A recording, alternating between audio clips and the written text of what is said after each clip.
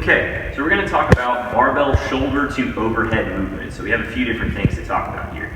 We have strict press, push jerk, and also split jerk.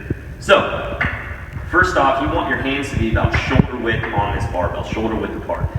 So for everyone, that's going to be a little bit different, but a good rule of thumb is to start just a thumb width away from the knurling, so right where this rough part starts on the barbell. So, having my hands about a thumb width away from the knurling, I'm going to do a strict press. So I'm going to pick this up and then step back with it so that I'm not in the way of the rig anymore.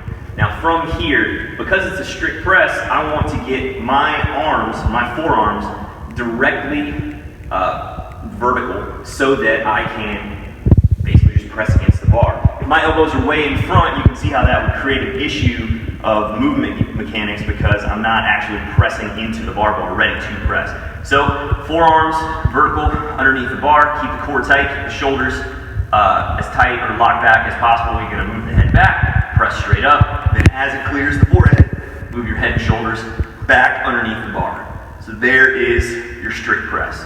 So where we go from there is a push press. So what this involves is getting your legs in the movement. So the same way that we do with a kipping movement on a gymnastic sort of movement, so a pull-up or a handstand push-up, we're using our legs and our hips to generate some force upwardly so it aids pressing the bar out. It aids popping the bar off the chest so you can lift more weight. It's kind of like a cheated press. So the way this is going to go, hands about shoulder width again, but this time we want elbows in front of the bar to create a good shoulder shelf. More surface area underneath the bar equals more pop when you do this correctly. So from here we want to hit a dip and drive to pop the bar up. So it isn't a squat, my hips aren't going to go back. The way this goes is knees go forward and out. So to keep your feet flat on the ground, you want to angle your toes outward, so not straight forward, so that when you dip forward and out with your knees, your feet stay flat on the ground. So from here, dip, drive, and then as the bar pops off your chest, finish the press out with your shoulders.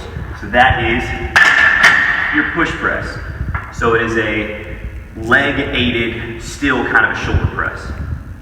Where we go from there is a push jerk. Starts off exactly the same way. So a dip and a drive. This time, as you pop the bar off your chest, what you're going to do is drive yourself underneath the bar instead of just finishing it with a shoulder press out.